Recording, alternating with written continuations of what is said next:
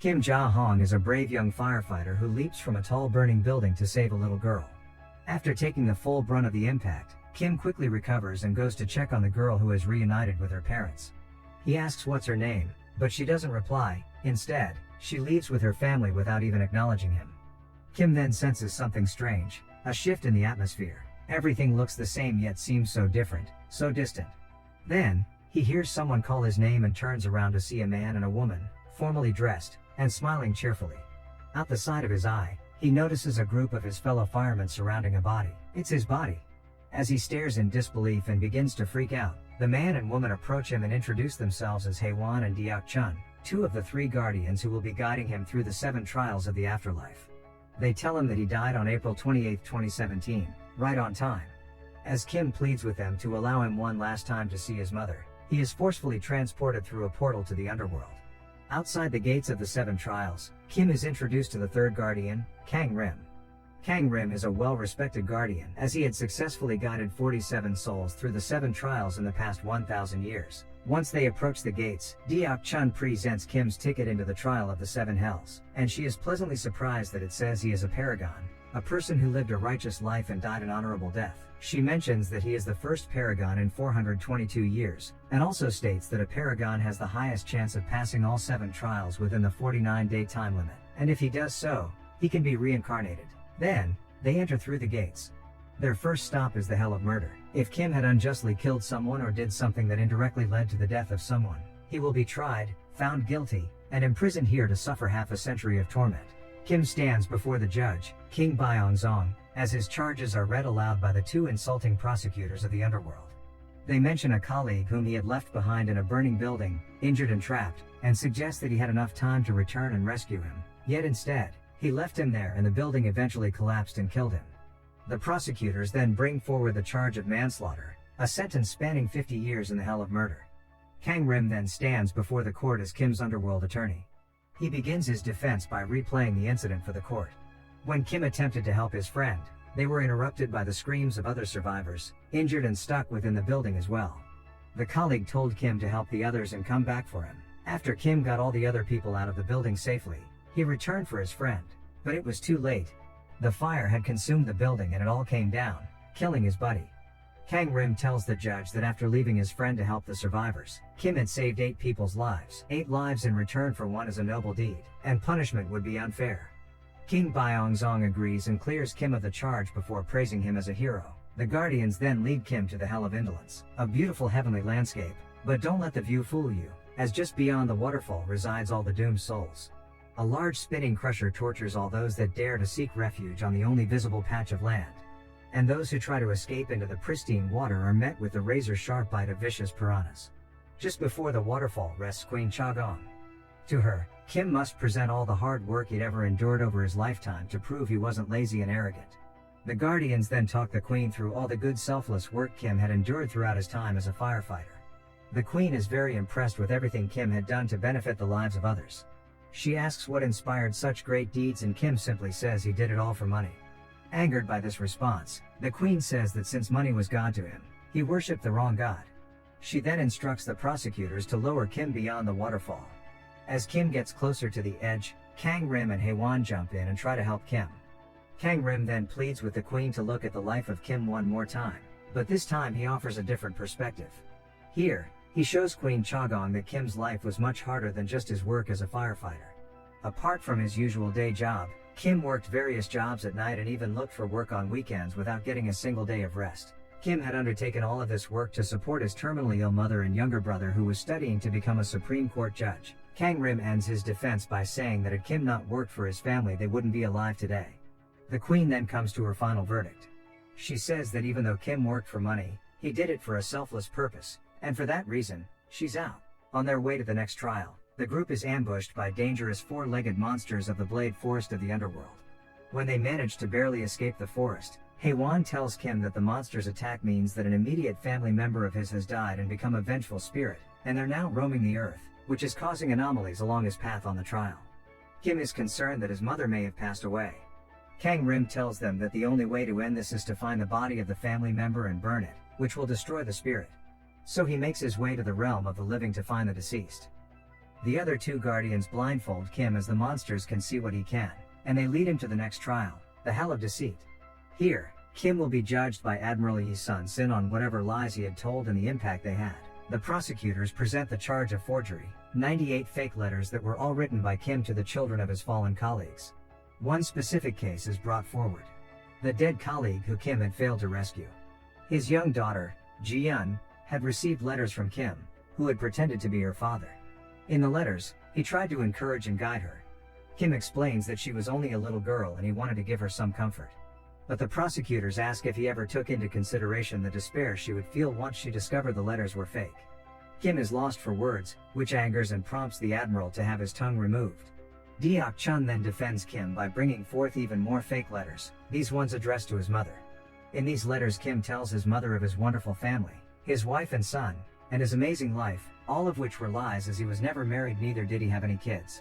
Deok-chun states that had Kim not written these letters to his mother while she was battling in hospital, she may not have found the strength to fight and recover as she did. The prosecutors ask once more about the despair his mother may suffer once she finds out it was all lies, but Deok-chun says that had he not written those letters in the first place, then those people may not have grown as much and moved on. The admiral is then shown how happy Kim's mom was when she read the letters and how the letters inspired the little girl, Ji-yeon, to write back to her father and thank him for all his encouraging words before moving on. The admiral then clears Kim of all charges and allows him to leave. On Earth, Kang-rim visits Kim's house to find his mother, who is a mute woman, and tells her that he came to pay his respects to Kim. When she closes the door to give him some privacy, Kang-rim confronts the spirit of Kim Soo-hong, Kim's brother, who had been hiding within the burning candle smoke. He asks where he died, but the spirit escapes and an epic chase ensues. After failing to catch the spirit, Kang-rim contacts Kim and the Guardians at the Hell of Deceit and tells Kim that both his mom and brother are fine. As Kim rejoices, Kang-rim tells the other two Guardians the truth about Kim's brother, and says that it's best for the sake of the trials that Kim doesn't know.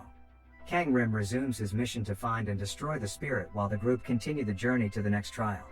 Along the way, Kim tells Deok-chun about a rice cooker he was supposed to gift his mother before he died, as a thanks for all the delicious scorched rice she made him and his brother when they were kids. Also, within the cooker he had left one last letter. In this letter he had written the truth, about how he had lied in the previous letters just to make her happy and proud, and how he had missed her so much. The group then travel to the Hell of Injustice, a place where souls are punished for up to hundreds of years for refusing to help those in need in the living world. Because Kim is a paragon, he gets a free pass through this hell without a trial.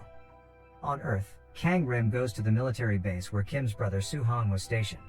He finds out that Soo-hong has been labeled a deserter, and the military is looking for him, but it's quite odd that he would desert given that he was only a few days away from being discharged.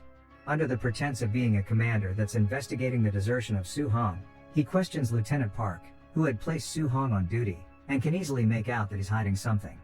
He then finds Sergeant Dong-yeon, who was alone on duty with Soo-hong the night he disappeared, and he turns back time to discover that Soo-hong was the only friend Dong had in the military, whilst everyone else would pick on him for his slow, quiet and shy nature. Soo-hong would encourage Dong-yeon by singing with him one particular song he wrote about being in the military to help him through the tough time. Kang-rim then travels back to the night when Soo-hong went missing. That night, Dong-yeon was nervous and afraid, so he was playing with the safety of his rifle. He was scared that Soo-hong would soon be off duty and he wouldn't be there to deter his bullies. Soo-hong tells him that he'd come check up on him even after his discharge, and that Lieutenant Park would look out for him as well. Right after they embrace, Soo-hong tells Dong-yeon to hold his rifle properly, and in trying to do so, he fires one round into Soo-hong's abdomen. Soo-hong tells Dong-yeon to radio Lieutenant Park and him only. When Lieutenant Park rushes over, he decides not to report it and instead persuades Dong-yeon to help him hide the body, all the while telling him it's what Soo-hong would have wanted. Kang-rim notices that Soo-hong wasn't dead that night, instead the two of them killed him by burying him alive to cover up the incident. After finding the body, Kang-rim decides not to destroy it but rather to save the soul of Soo-hong by helping him shed his vengeance. In the underworld, the carriage reminds Kim of when his little brother wanted to go on the cable car. Deok-chun tells him that she envies him, as the Guardians, who were also once mortals on Earth, are wiped of the memories of their past lives. An argument between her and Haewon leads him to reveal to Kim that his brother is dead and he is the vengeful spirit. Kang-rim follows a drunk Dong-yeon into a club where he spots the spirit trying to kill him. Another epic chase ensues, with Kang-rim finally catching the soul of Soo-hong. He pleads with Soo-hong to give up and come with him in order to help his brother along the trial, but to his surprise, Su-hong hasn't seen his brother in 15 years since he ran away from the family, and he hates him. Su-hong then escapes. Dong-yun then arrives at Kim's mom's house, and throws something inside before running away. Kim's mom discovers that it's a map leading to Su-hong's body, and Su-hong also sees the map. Dong-yun then attempts to do the unthinkable to himself, while Kang-rim watches him. Su-hong then appears behind Kang-rim and pleads with him to save Dong-yun's life, and in return he'll do whatever he asks. Kang-rim reluctantly agrees, while sternly stating that meddling in the world of the living will result in consequences along Kim's trial. Using Kang-rim as his voice, Su-hong first sings the song he wrote to prove it's him, as Dong-yun can only see Kang-rim. Then he tells him that he has forgiven him, and says that he should move on. Along the way, Kim and the two guardians go to the fifth trial, the Hell of Betrayal, where souls are punished for selfish betrayals by being trapped within a mirror and destroyed. Queen Songi lets Kim pass without a trial as he is a paragon of righteousness. To get to the next trial, the group must travel down a vacuum sinkhole, which leads to the Hell of Violence. Here, Kang-rim's meddling in the living world takes effect, and the group falls hundreds of miles to their doom, or so they thought. Once Kang-rim is done, Kim and the other two guardians come to a halt and are presented in front of King Jingwang in the Hell of Violence. Here, Kim's charge is for beating his younger brother, who was suffering from malnutrition, for no apparent reason. It was after this incident that he ran away from home and never apologized for what he did. And his brother never forgave him. The guardians try to make their defense, but the king says no defense can be made. There is a clear victim and Kim was never forgiven. He swiftly rushes to his verdict while the two guardians try to get Kang-rim to help. Kang-rim tells Deok-chun to request a combined trial, but Hae-won is extremely reluctant to go along with this. Deok-chun then requests a combined trial and it is granted. A combined trial means that the charges will be presented in the next court along with the charges of that particular trial. If the defendant is found guilty of all of the charges in the next court, then there will be additional punishments for the defendant, and his guardians will be stripped of their duties and all of the benefits of being a guardian. The group then heads over to the next trial, the Hell of Filial Impiety, where souls are judged on how well they respected their parents. Before they reach the court, Kim confesses to the two guardians that he wasn't a good son. His mom was dying of terminal illness and they had nobody else. His brother and he were starving each day, and it was only a matter of time before they all suffer a terrible fate. So that night 15 years ago, when he ran away from home, he tried to end their suffering. He tried to kill his mother while she was asleep, but his brother had woken up and tried to stop him, so he beat him up and ran away out of guilt. Had he gone through with it, he was going to crush up all of the sleeping pills and put them in the food the next day, and his brother and he were going to die as well. He never saw his mother or brother since then, and only sent her letters. Hae-won is pissed. After Kang-rim helps Su-hong restore his soul, Su-hong sees his mother enter the base and confront them about her son. Since she is mute, she has a message pleading with them to help her find her son, over her chest. Lieutenant Park tries to stop her and pushes her away, which angers Su-hong. Eventually, she shows Lieutenant Park the map, which infuriates him even more, and he shoves her to the ground after taking it from her. She is then carried into an ambulance on a stretcher. Witnessing this, Su-hong unleashes his vengeful spirit once more, and he conjures up a huge tornado in pursuit of Lieutenant Park. This affects the Netherrealm once more, and sand demons begin to attack Kim and the two guardians. After failing to free Lieutenant Park from Su-hong, Kang-rim calls upon Hae-won to help him. As a fierce battle ensues between both parties, Kim is slowly being swallowed by the ground. Once Kang-rim and Hae-won get Park to safety, Su-hong witnesses his brother being swallowed by the sand and decides to end his pursuit for vengeance and restores his soul. As soon as he does so, the court of the final trial emerges before Kim. King Yomra, the Lord of the Underworld, reads out Kim's charge. He states that Kim had tried to kill his mother 15 years ago, and for that reason, he will be sentenced. Deok-chun pleads with the king, mentioning that Kim's mother was asleep during the incident and unaware of it. So how can he be punished for a sin against his mother that he didn't even commit and she doesn't even know of? King Yomra corrects her by revealing within the mirror of karma that Kim's mother did in fact know the entire time. She only pretended to be asleep. When Kim was about to kill her, she cried as it broke her heart, but she knew that this would allow her children a better life, so she was willing to sacrifice herself for their sake. Upon finding out that his mother knew all this time, Kim falls to his knees and bursts into tears, pleading with Yomra to punish him as he deserves it. The prosecutors then read out all of the charges.